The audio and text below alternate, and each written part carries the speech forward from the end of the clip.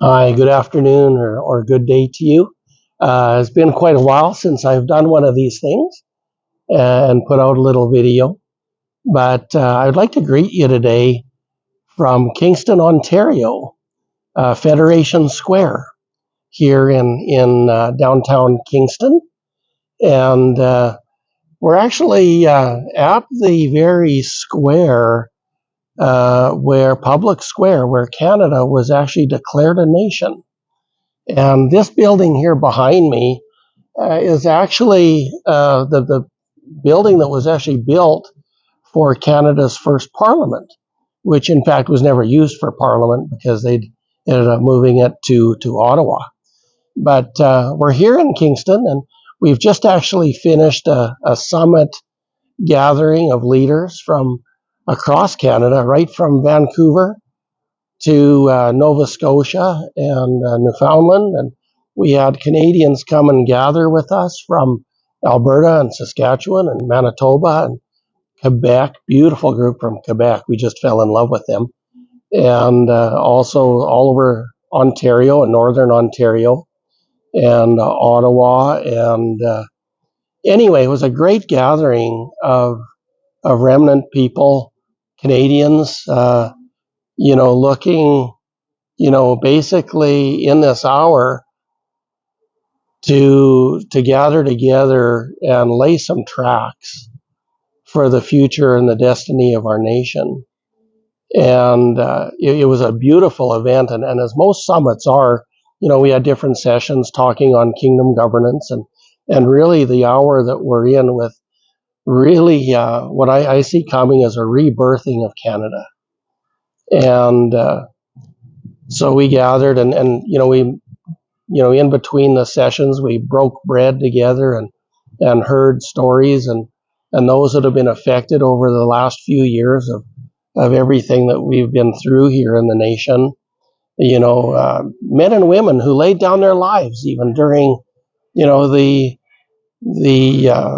convoy, and many marriages and businesses and all sorts of things that were really shook, but the surrender in the people to fight for what's right and to fight for truth and righteousness and justice within the nation.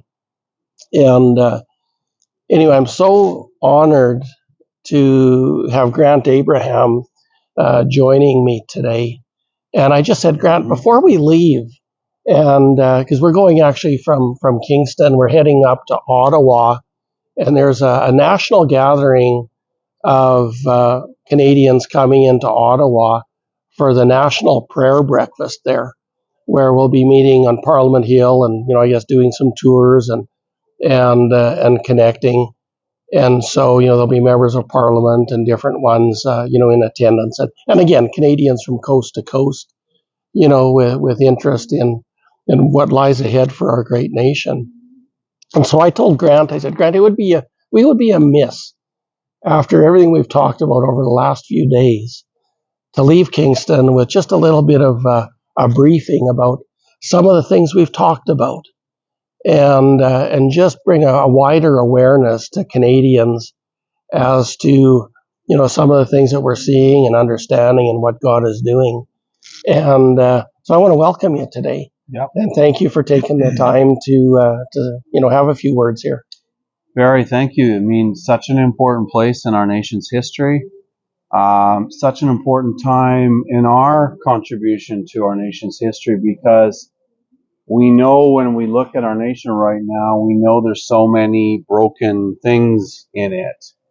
And there's such a huge disconnect and frustration in the people of Canada with our government and the direction, the line of travel on so many fronts. It's not just the economy, it's things like the value changes that are being made in our nation.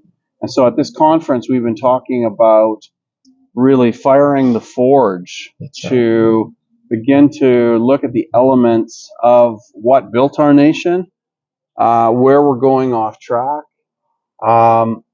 the discussion around the disconnection from what the supremacy of God and the rule of law actually means in terms of a working government, and how we've lost that connection between the foundational bedrock values that built this nation, our culture, our values, our traditions, and we are seeing this disconnection happening.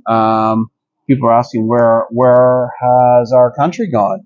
Yeah. And so there are people of faith in Canada, many faiths, but Christian faith, and they're praying, they're talking, they're actually asking God about what to do about this.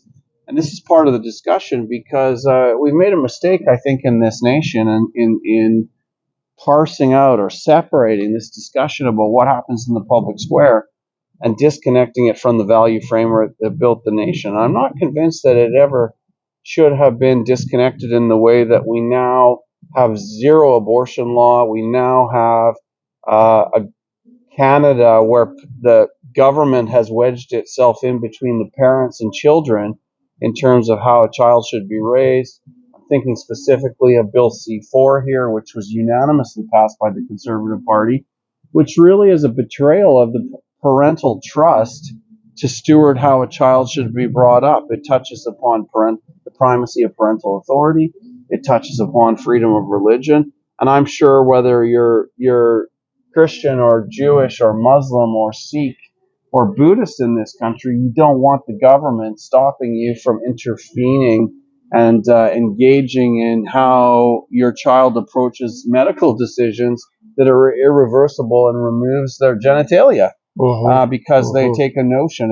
In our day, we maybe made bad choices about alcohol or drugs or something, but now that's an irreversible decision. And so there That's are right. value conversations going on in this country. We can, you in your preamble, you talked about faith, you talked about doing communion, and in our history, we have had this synergy of these values that actually spawned what our laws are.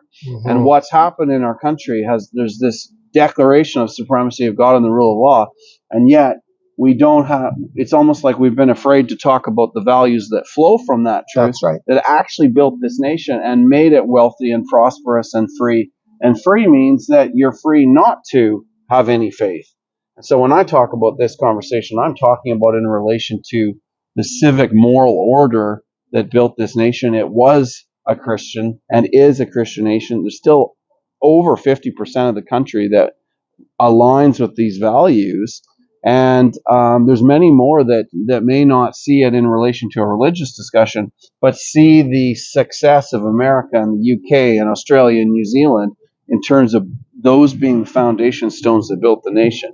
And what's happening right now is there's a Marxist deconstruction that's being brought to our country. There's a globalist agenda that's seeking to strip away our nationhood, our identity as people. That's right. And it's actually what is taking away our rights. And so Canada needs to wake up and recognize that when Justin Trudeau says we're going to be a post-nation state, it means we're going to lose the connection between our responsibility to ensure that our governors are doing the things that they should in terms of building the nation that we want for our grandchildren.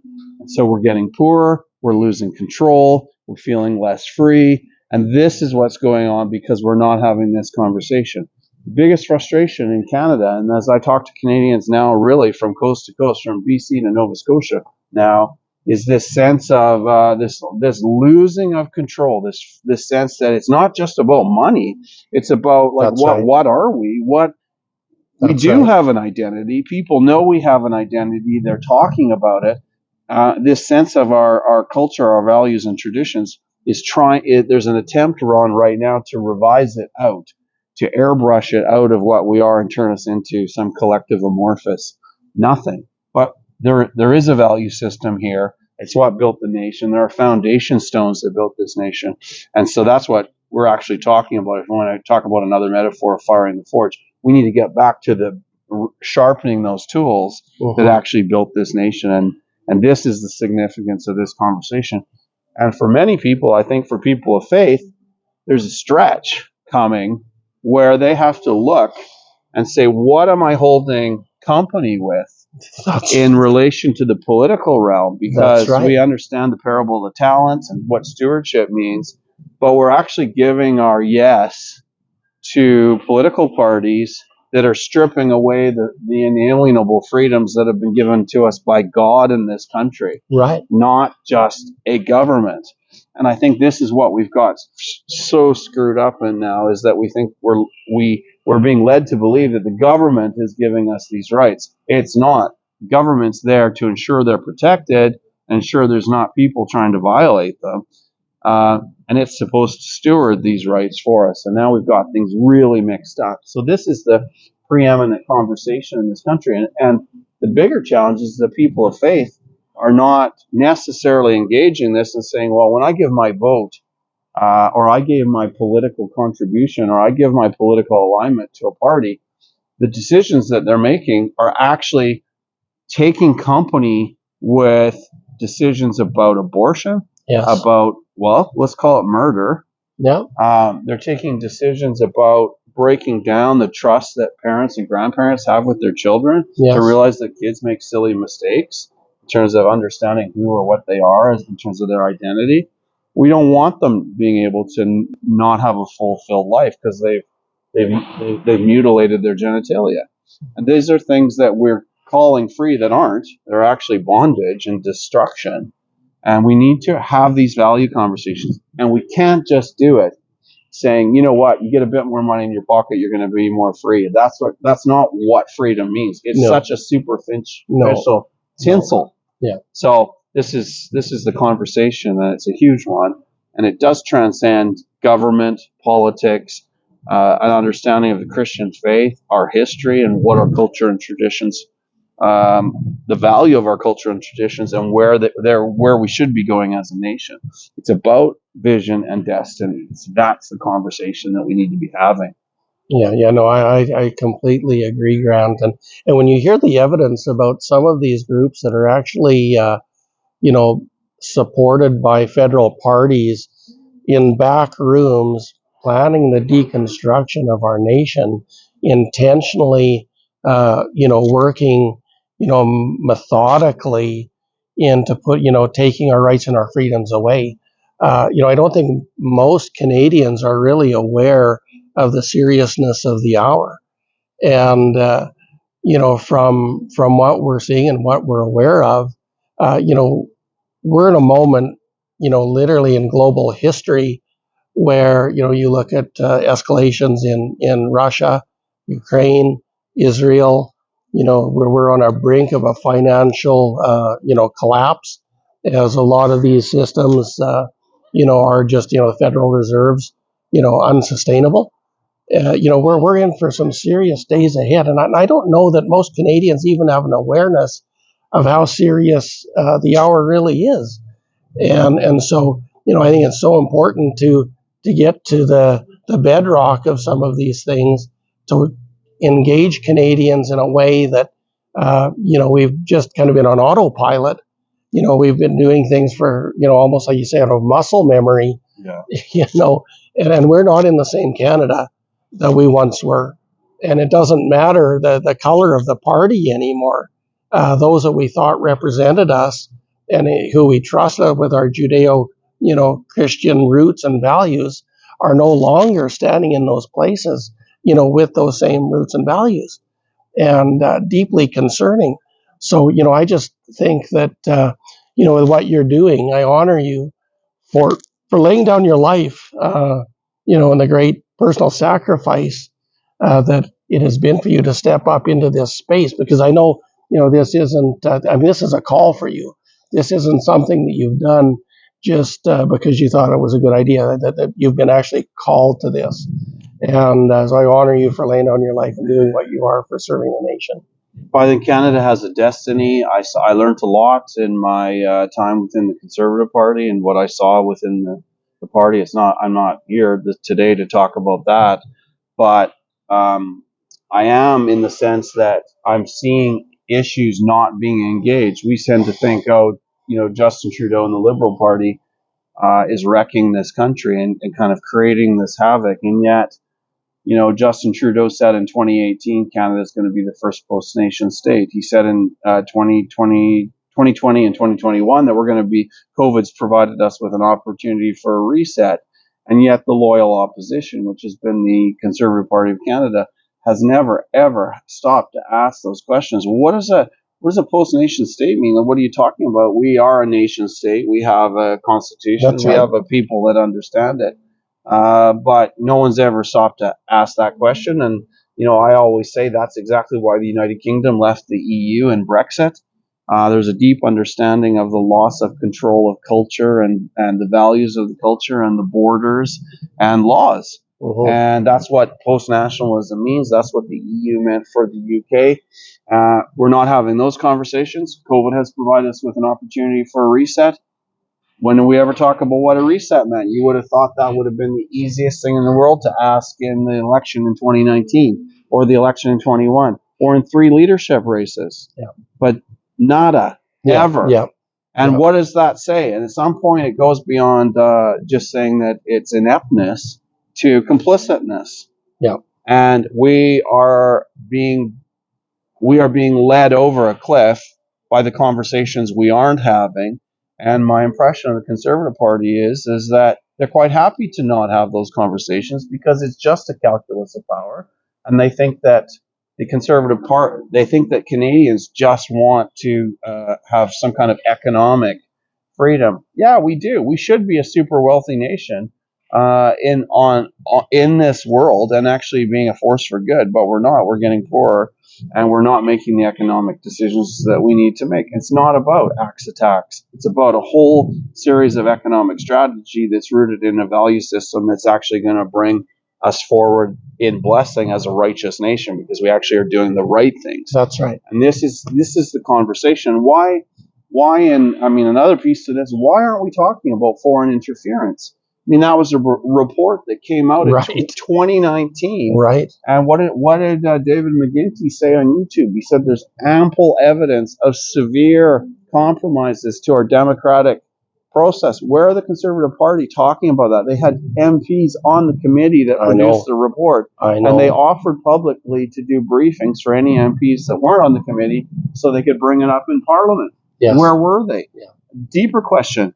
Where's the media now in confronting the Conservative Party with why they weren't talking about those questions in the last 5 years? Exactly. Everyone says, the media's bought and paid for, and they're in support of the Liberal Party, but they're sure not pointing out, if they are such a hateful enemy to the Conservatives, they're sure giving them a softball pass on why it is that they didn't say anything for 5 years about it. And I know that they knew because I talked to MPs that were on that committee. Yeah. Yeah. I from those that I've been in touch with and talked to and whistleblowers and different ones, the awareness is there, but they are not given the freedom to really express and bring these things to the light. And so I look at it as the Liberals, the Conservatives, the NDP. Well, the Liberals and Conservatives, they're two wings on the same bird. That they are not standing in our best interests. Why the obvious silence, in these issues, and a standing ovation to a Nazi war criminal within our parliament. I mean, absolutely ludicrous. Right.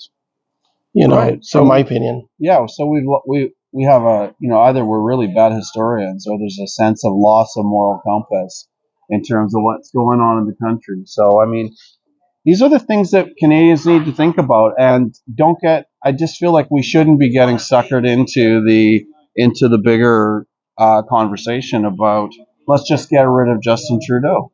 It's so much deeper and the stakes are so much higher. Yeah. And in a sense, if we're going to be so shallow, I don't want us to get what we deserve if we're so shallow. But people have to wake up and look deeper into this conversation. I think a lot of Canadians are waking up. In fact, as I've traveled across the country having this conversation, I'm shocked at in pockets at the level of awareness. And it makes me question how valid this 20-point lead is that they say the Conservatives have over the Liberals. Right. Especially when you see the fact that the media is not asking the questions you think they would if they wanted to crucify Poilievre. So, we need to be thinking, we need to be discerning, we need to open up our eyes and look at what's going on in this nation and have these conversations, So The reality is we have an activist Supreme Court. It's undermining our understanding of our laws. That's right. There's a very clear understanding of the politicization of our police forces That's and right. in the being used against Canadians. When you start to consider the fact that our government is creating what's called a fast pass, so non-Canadians can join the military. Yeah. And they're lowering the standards for speaking either English or French, so they can allow fresh immigrants to join our military who aren't Canadians. And at the same time, they're passing legislation so that the military can be drawn upon by the defense minister or the attorney general or whatever to support police enforcement against Canadians. Yeah. You just kind of have to go, well, why do we need that? Yeah. And how do you reconcile these discussions about the squashing and the release of militarized horses and body armor against Canadians in Ottawa, and we have Palestinians marching around the country calling for the destruction of a Canadian ally, and clearly being anti-Semitic in terms of the Jewish communities within this country. Yes. But we can't call it out. We can't say, you know what? Oh, the best you hear is, well, we don't support anti-Semitism. Right. But it's time that we have a conversation. There's lots of great. In Calgary, there's a strong Muslim community. They've been neighbors in the area that I live in. It's not about Muslims. It's about militant Islam. That's right. We need to be having a conversation about militant Islam the compatibility of militant Islam with our culture, traditions, and values. Why aren't we having that conversation? Because everyone's scared to. But we're going to lose this country unless we actually start having these strong conversations. And there's a lot of people that are waking up to them, because we need to forge what we're going to be for the next 150 years. And if we wuss out by compromising into a flimsy decision just to get rid of Justin Trudeau, we're going to be in exactly the same position, because the Conservative Party hasn't spoken about any of this stuff for 10 years. Yeah. And if you think apples are enough, then you're going to get what you deserve unless we fix this now. That's why we started the United Party of Canada. It's actually not really about politics. It's about patriotism and bringing this country back to a place of strength. We need to reconnect the values back into our understanding of the Constitution, the supremacy of God, and the rule of law. We need to dismantle the threats to our country, and that means this Marxist ideology that's embedded itself across our federal statutes, provincial statutes, municipal statutes. And we need to return this country to strength and secure the strength that this nation is and should be. And we need to ensure that we're free, our children are free, and we set this country up for a robust future for our grandchildren. That's what I'm doing. We can talk about anything else. When we talk about values in this country, we talk about taking care of our veterans. We talk about taking care of our nation. That's actually what conservative values are, is finding that matrix, that connection between fiscal responsibility and social dignity. That's right. And that's how we're going to be measured as a nation. And I'm not hearing those conversations in this country. And we need to, because that's our future. That's part of what our value is. And it's not about God or faith. It's about a nation that recognizes that God's given us those rights, and he gives us the freedom not to choose him. Not that that's his wish, but that's the bedrock value of our nation in this conversation.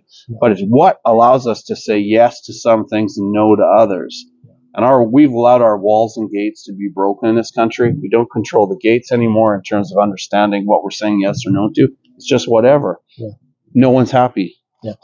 And I had something here cross my mind, as I've traveled around. I think as we've traveled around, we've had, I often get people and they ask, why another party? You're vote splitting. Why another party? We've got, there's, the PPC, there's, the Christian Heritage Party, there's these other parts, and so, I know the answer, but, I think for a lot of Canadians, they're maybe unaware of, and so I guess maybe just, if you could maybe speak into that a little bit as to, your perspective on this. Well, I mean, all those parties have good people in them, right?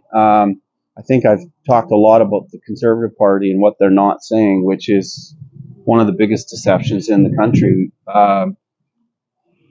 When I consider this discussion about splitting the vote, I'm like, yeah, I am. I guess I am splitting the vote, but I'm creating conversations that will split the vote, because the Conservative Party was formed out of the Reform and the former Progressive Conservatives. Correct. Yeah. And they were brought together to fuse together fiscal responsibility and the social dignity that comes with social conservatism. The Conservative Party has consistently ignored those values now for 20 years. In fact, I think there was a young MP in 2006 that recognized what Stephen Harper had done in terms of changing the definition of marriage and allowing abortion to totally stop, the abortion laws to stop in this country. And he referred to the social conservatives, which are a lot of the people that are now looking even as a majority in this country, and saying those were embarrassing and bombastic values that typified the Reform era. And basically, thank God we're past those. And yet, it's the ignoring of those values that are actually creating the deeper problem. So my answer to the splitting the vote is that I'm not actually splitting the vote. The party is splitting the vote, and that there's people coming to the realization that their value system is being ignored, and they're kind of like they're almost like abuse victims in a dysfunctional relationship, because every time there's an election, they get a little cuddle and kiss and get induced back in or gaslit back into voting, and then the party never does anything. It's just like the policy convention that happened in the Conservative Party there in Quebec the end of the year 2023. They did all these policies, put them all in place, designed some good policies, and Pierre Poilievre comes and says there's no guarantee that any of these policies will make it into an election platform. So if that's the case, what's the point? Wow. Right? So, what other way is there to see that, right? So I look and I say, I'm not splitting the vote. What I'm trying to do is wake up the people within the Conservative Party that have Stockholm Syndrome to see that they're actually being used and abused and used and abused in a dysfunctional, destructive cycle. And it's actually undermining the nation when you connect it up into the bigger conversation.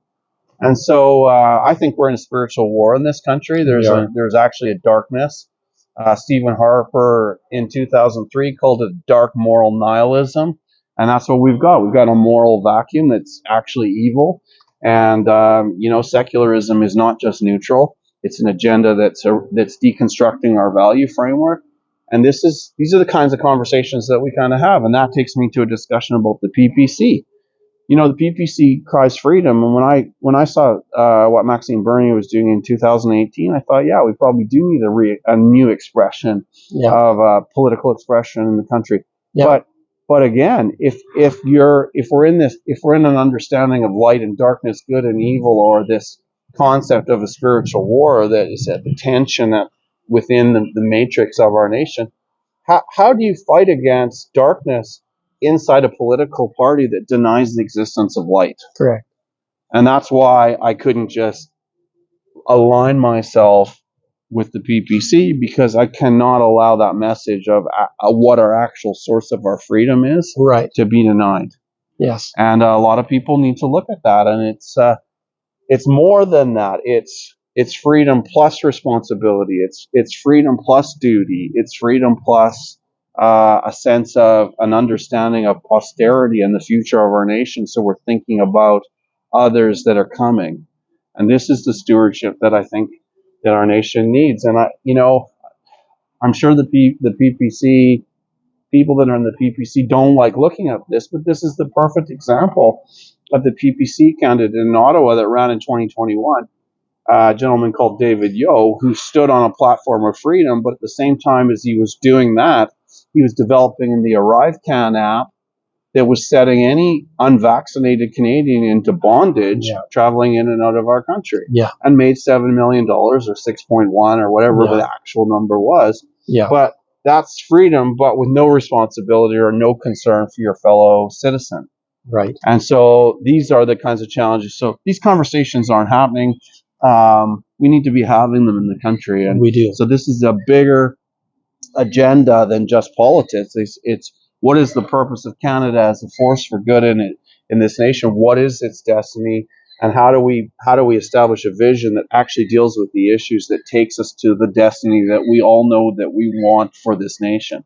And this is the conversation we're having under the term Firing the Forge, which is part of the name of the book that I've written, in terms of how do we get to where we need to go to fix this mess and find an off-ramp from the chaos that we're seeing right now in the country. And these things are all converging together into a discussion. In this particular case, it happened to be with a group of Christian people who are praying about how to fix their country. Yeah, I know. When we came in to speak today, there's a lamp stand right here in the public square. Yeah. And I noticed that right away. And you talk about having those gather around, lampstands and creating environments and communities to have these discussions and to actually, consider getting their boots on the ground, to actually not just, because we can talk and we can mull about all of this, but there comes a point where we actually have to, put on our boots and tie them up and actually do something. Right. And I think we all have got, we talk about it, but what would you say to Canadians that this resonates with in actually, getting them engaged and getting them motivated to actually get boots on the ground in the nation? Well, I think for a long time, Canadians, we were able to have our values and be in our political party, and we grew up in Canada where the government was essentially good, and it really didn't matter that much whether it was a liberal government or conservative government. And so we have this scenario where we've had this muscle memory of not having to really engage in these discussions. Now we're seeing a counterproductive governmental agenda. And then we have to recognize that we've actually been groomed or enculturated into separating the discussions between our values and what we are allowed to say in terms of what's right and wrong in the public square. Right. So there's this kind of muting and silencing of these value issues because progressive secularism doesn't want to talk about the other people in the country, the small fringe minority that actually holds the values that built the nation. Right. So we have allowed this wall to be built in our enculturization, I guess, in the country. We need to take that wall again down now and begin to show up and have these conversations. It's not just in the political realm. It's the one of the things that I've seen across the country is one of the biggest betrayals of trust. And this applies to every single family in this country, whatever color or religion you are, is we don't want a division or a wall being built that breaks down the trust between the parent and the child when the child goes to school. Uh-huh. You want to wind people up really quickly. You start having the schools start keeping secrets about the child transitioning at school. And that we've actually got legislation now, federally and provincially, that's empowering school boards or provinces to keep that from children. Uh-huh. We don't want to go there as a nation where we lose this understanding of the real engines in our society and what builds our society, which is our understanding of family. Uh-huh. Families build communities, communities build strong nations. And if you start destroying that actual family unit, you destroy the community and we become a weak nation. And then do we want chaos? And that's why we're looking at discussions about borders. Why aren't we talking about the real issues in our country about immigration? Yeah. We won't talk about immigration. We just talk about it in terms of housing. But it's a time now in our nation. We have to have this culture, value, traditions conversation about what are we going to be, and then begin to define that for all the new Canadians that come in. And we're all immigrants to this country. That's right. That's right. But in the first 150 years, one thing we did get right is to define basically that there was an ethos and a value system to our country in terms of respecting our fellow man and doing unto others as we'd have them do unto us. And there's been a compatibility that has been built around hard work and family and building businesses and passing wealth to our kids. Agenda 2030 wants to take away that. It wants to redefine what prosperity is. It wants to make it a collective value, and it wants to neutralize the core nuclear family. Yeah. We got to stop that. Yeah. Couple more things. I'd like you if you could share that story about that there was a fellow you ran into, I believe, in the Lower Mainland, and he'd immigrated into Canada, and he was, elderly and a security guy. I'd like you to share a bit of his story, and then also, what God is doing, bringing unity with the East, the West, and the First Nations by some of the things that we're talking about. Right. And we can maybe touch on, because these are unifying things that actually I think are important to. Yeah, they are. Well, in the Conservative leadership race of 2022, I went to speak at a building in Abbotsford on Clearbrook Road. It was the Mennonite Community Center, where a lot of the older folks in Mennonite live, but in Abbotsford live that are Mennonite background. And I was there in the building early than I should have maybe been. The room wasn't unlocked, so I was waiting around for the room to get unlocked. And there was a man there who was kind of like the warden, security guy, and he was an older man. He was kind of a key holder. And he said to me, "So what are you doing here? What are you doing in this room?" And I said, "Well, we're here to talk about the values in our country. We're here to talk about the leadership of the Conservative race." And I said, "I'm doing this because I'm desperately concerned that we're not having the right conversations and that our country's actually being sold out. And I'm really seeing the advance of a Marxist ideology that is communism. Yep. At its very root, if you want to call it globalism or whatever, but it's a stripping away of what we are as a people, right?" Yeah, that's right. And he says that's real. He goes, "I'm so glad to hear that there's a young guy talking about this." Okay, he's like 85, right? So we'll roll with the young guy statement. But anyways, so that's what he said, and I said, "Well, that's what we got to do. We need to have that conversation." He says, "Well, I hope you do have that conversation because I'm a Mennonite. It came out of Russia. What he really meant was out of the Ukraine." And he said, "This country's been great to us in terms of being able to walk in the faith that we've had and to build our family and to build wealth and pass it to our grandchildren. But we have nowhere to go now. We have to have this conversation." And that really was such a significant epiphany from an old man who was an immigrant to this nation, who was actually realizing in the last, few years of his life, that we have a really significant value discussion that we need to have to get our nation back on track. That's right. And so it is that story haunts me in some ways, and it'll often pop up when I get into where are we really at and who's recognizing what the problems are. Yeah. People are out there, and when you actually talk about them, it actually brings an awareness to the deeper truth, but you have to have the courage to have the conversation. Yeah. And so when you even talk about lampstands, I use that metaphor in my book about people starting to understand these issues, finding the other people that do, meeting around lampstands, because that is where we can actually project a voice. It's light and darkness, and lampstands then coming together to create a movement to take the country back. That's right. And that's what this is. I forgot the other question, actually. I was just, the